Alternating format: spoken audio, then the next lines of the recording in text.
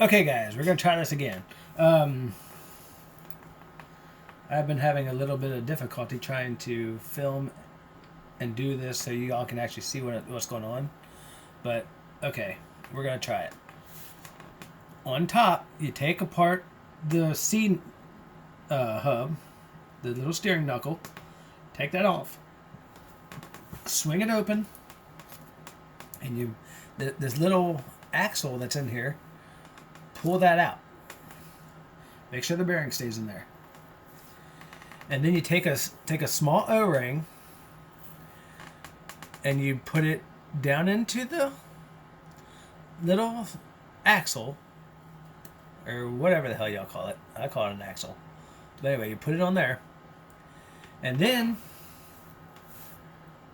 you slide it back into the knuckle until it clicks with the bearing. Did you hear it click? I heard it click. Anyway, you line it up.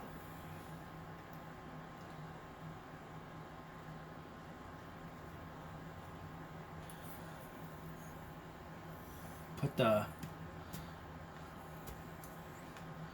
steering knuckle back in.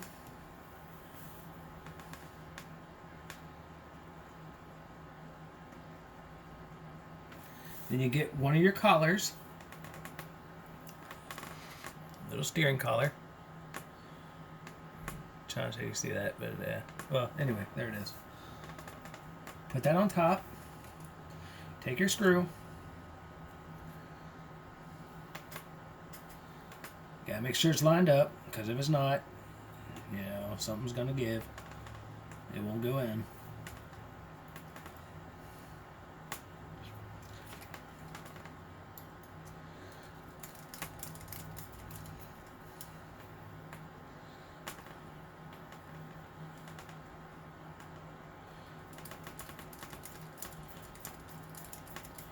And just screw it on down in there.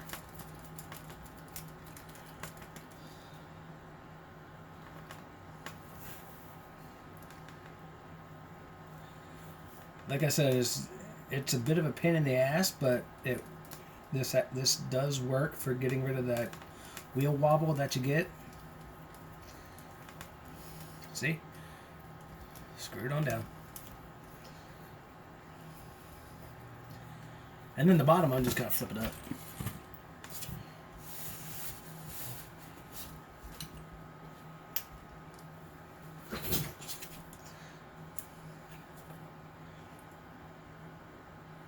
Put in the collar.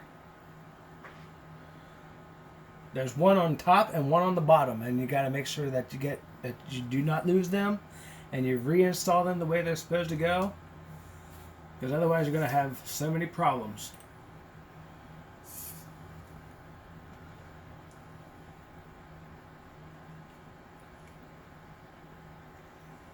And like I said before, it is a bit of a pain in the butt to get these screws back to where they're supposed to go, especially when you're filming and trying to pay attention to the camera and the truck.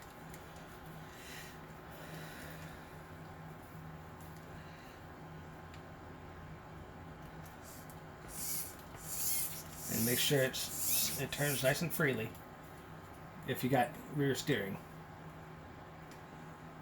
But this works for the front and the rear.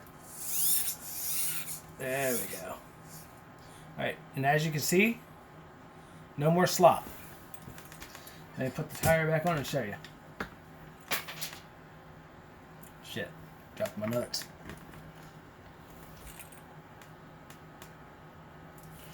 Oh yeah. Okay, don't be an idiot like me. Don't forget to put your pin back through the steering pin, or the wheel pin, and then your 12mm hex. Then you put the wheel on.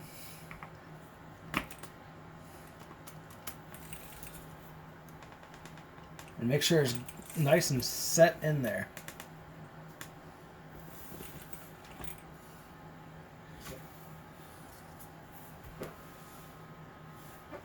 Okay.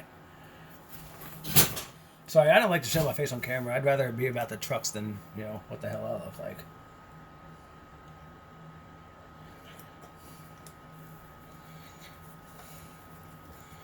Anyway,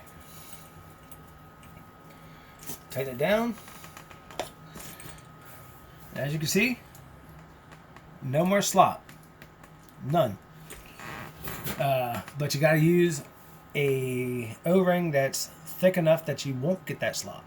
Me, I use a 1/4 inch by 3/8 inch outer diameter, but that's too big. That's too big of a O-ring. That's all I had because I ran out. Doing this to my other trucks.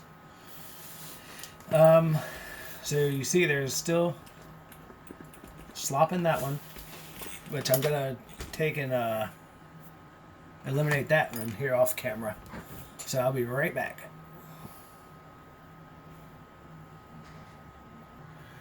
Alright, I decided to go ahead and do this on camera just so you guys can see what's going on here from the very beginning of it.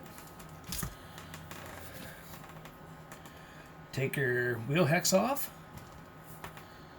Drop this little pin out of here and lay it on your CalRC pit mat if that's what you're using. If not, I don't know what you know, do like I do. Use yoga mats on your bench top. Keeps everything clean, and you can see when a screw falls on it.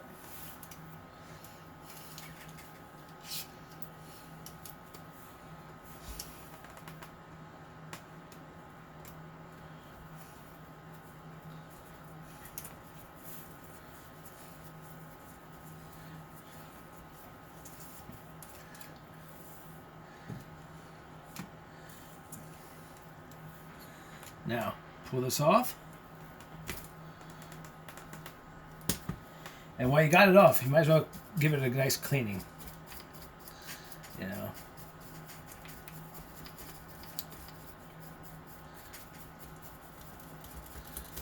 Get all that dirt and debris out of there. And just slide that out. There it is. And I'm going to show you the way I put the O-rings in. Let me find the smallest ones I got.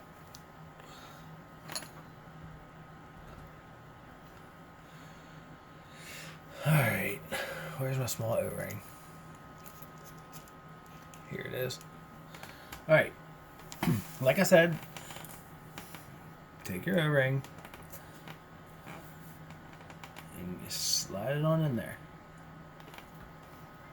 And watch it go rolling across the mat.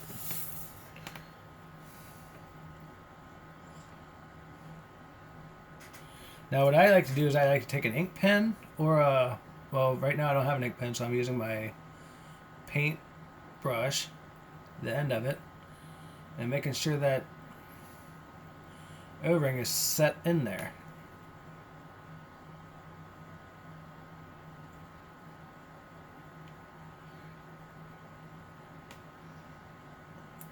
It can be a tedious process, but it's well worth it once you feel the steering and the truck not vibrate when you're going down, when you're, you know, running it. Alright, as you can see, I got it situated in there the best I could with it being the wrong O-ring, but like I said, the smaller O-ring, that, you know, the one that actually fits into there, I have to get some more than this weekend, but this will work for now. I used all the other ones on my other trucks.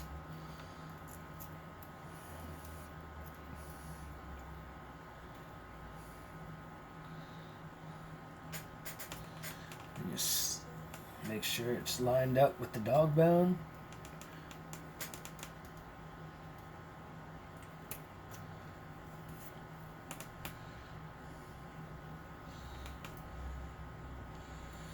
Take your screw, put it back in.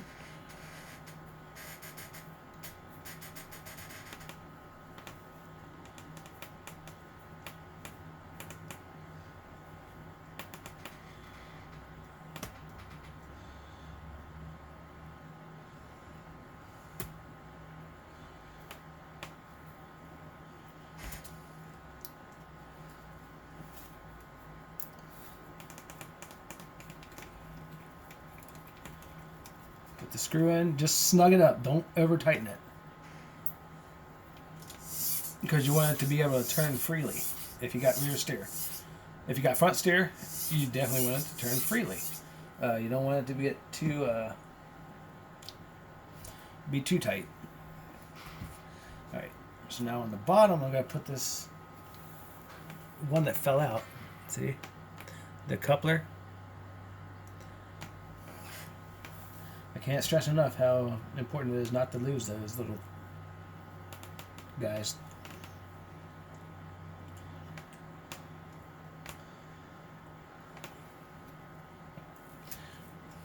Shithead.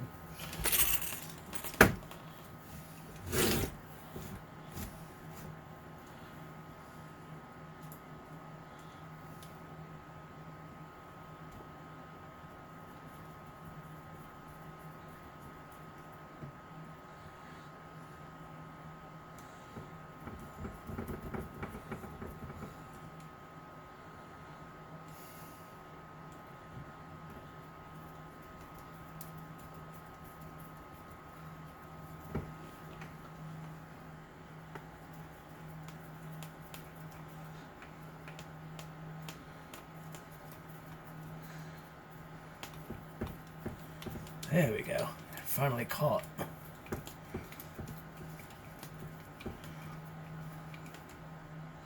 And back it off a little bit. Make sure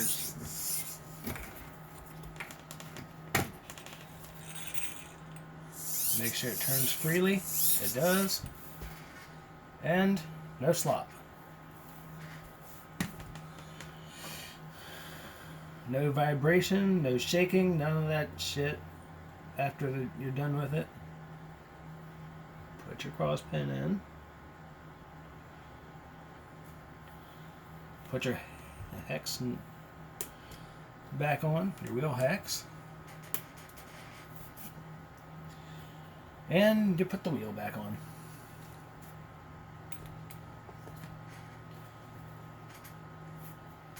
Sorry, I'm just inspecting my tires first. Giving a nice cleaning.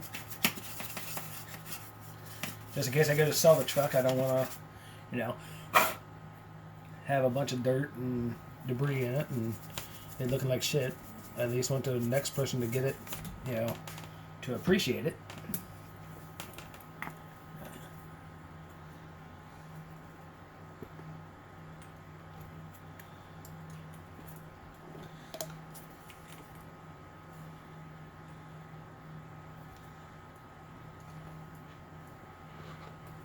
Alright, and there you have it.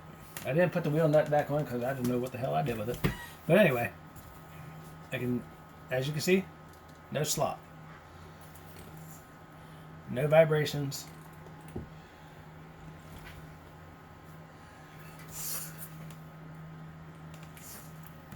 What did I do with that wheel hex?